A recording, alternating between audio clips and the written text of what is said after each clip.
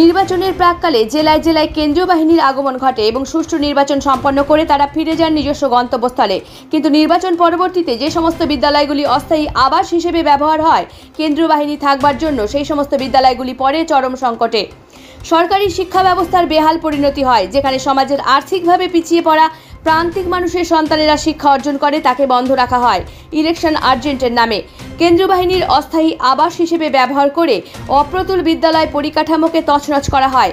বিগত লোকসভা বিধানসভা নির্বাচনের সময় বিপুল পরিমাণ ইলেকট্রিক বিল বকেয়া রাখা ইত্যাদি অব্যবস্থার বিরুদ্ধে জেলা পুলিশ সুপারিনটেন্ডেন্ট সহ প্রশাসনের বিভিন্ন স্তরে এবার লিখিত অভিযোগ করলেন হাতিয়া হাই স্কুলের প্রধান শিক্ষক অনিরুদ্ধ সিনহা।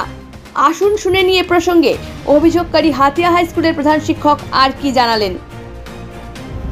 আমি 2019 সালের লোকসভা নির্বাচন আর 21 বিধানসভা নির্বাচন আমি আপাতত সাম্প্রতিক অতীতে যে দুটো নির্বাচন হয়েছে সেটুকু বলি যে এক্ষেত্রে একেবারেই ফিরিয়ে দেওয়া হয়।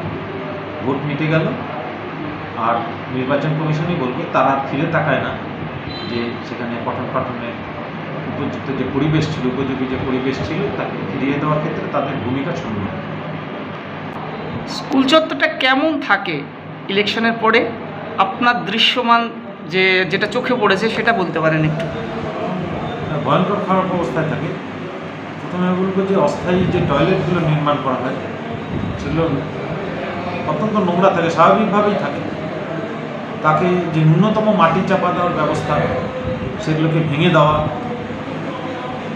সেগুলোর কোনো কাজ হয় না, ওইভাবেই পড়ে থাকে। জলের জন্য যে বোরিং করা হয় সেই বোরিংটা যথেষ্ট চওড়া বোরিং, সেই বোরিং তুলে নিয়ে চলে যায়, ফলে একটা বেশ গভীর গর্ত একটা বোরিং থেকে যায়, যেখানে প্রায় আমার 2000-এর কাছাকাছি বাচ্চা, সেই বাচ্চাদের তো ওই বোরিংয়ের থেকে ভয়ঙ্করভাবে একটা আহত বা দুর্ঘটনা হওয়ার সম্ভাবনা থাকে। সবচেয়ে গুরুত্বপূর্ণ হচ্ছে যে ইলেকট্রিকের লাইন ক্লাসরুমে যেখানে কেন্দ্রীয় বাহিনী জওয়ানরা থাকেন সেখানে ইলেকট্রিকের লাইনটা কেটে নিয়ে নিচে চার্জার পয়েন্ট লাগানো হয়, হিটার চালানো হয় ইত্যাদি চালানো হয়। ফলে ইলেকট্রিকের লাইনগুলো কেটে টুকরো টুকরো করে দেওয়া হয়। সেগুলোকে আবার আগের অবস্থায় ফিরিয়ে দেওয়ার কোনো দায়িত্ব নির্বাচন কমিশন নিযুক্ত যে আধিকারিক আছে তারা করেন না। সর্বোপরি যে 2019 এবং 21-এ যে বিদ্যালয়গুলোতে এই হিটার চালা বা ইত্যাদি এই কারণে যে বিপুল পরিমাণ ইলেকট্রিক বিল যা হয়েছিল সেগুলো আজ পর্যন্ত ইলেকশন কমিশন এর কোনো দায়িত্ব নেয়নি। 2019 সালে যে সুপারিনটেন্ডেন্ট অফ পুলিশ তৎকালীন উত্তর দিনাজপুর শ্যামকুমার, তার কাছেও আমরা বিভিন্ন স্কুল দরবার করেছিলাম, যে স্কুলের হেডমাস্টার মশাইরা দরবার করেছিলাম যে বিষয়টা নজরে আনার উনি চেষ্টা করেছিলেন যে স্কুলের মিটার রিডিংটা নেওয়া, স্কুলের কাছ থেকে অ্যাকাউন্ট, স্কুলের ব্যাংক অ্যাকাউন্ট নেওয়া ইত্যাদি উনি এই ডেটাটা সংগ্রহ করেছে, কিন্তু আলটিমেটলি কিছু হয়নি। শুনুন, মনে হয় যে এই যে নোংরা আবর্জনা বিদ্যালয় চত্বরে পড়ে থাকছে তাতে ছাত্রদের স্বাস্থ্যের পক্ষে কোনো রকম ক্ষতিকর হতে পারে।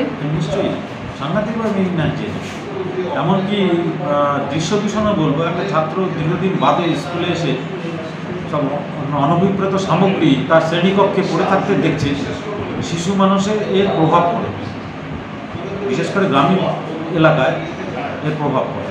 সুতরাং আমরা শিক্ষক হিসাবে এই দায়িত্ব আমরা অস্বীকার করতে পারি না, আমাদের কোথাও না কোথাও বলতে হয়। সেই জন্য সঙ্গত কারণেই আমি প্রশাসনের বিভিন্ন জায়গায় চিঠি দিয়েছি যে গত দুবারের অভিজ্ঞতা থেকে এবার যেন প্রশাসন উদ্যোগী হয়, যেন এই সমস্ত ঘটনা পুনরাবৃত্তি না হয়। আপনার নাম? অনিরুদ্ধ সিনহা, প্রধান শিক্ষক, হাতিয়া উচ্চ বিদ্যালয়, রায়গঞ্জ। রায়গঞ্জ থেকে সুমন্ত পালের রিপোর্ট, খাস খবর 8। এখন আপনিও রিপোর্টার, আপনার এলাকার যে কোনো খবর পাঠান এই নম্বরগুলোতে।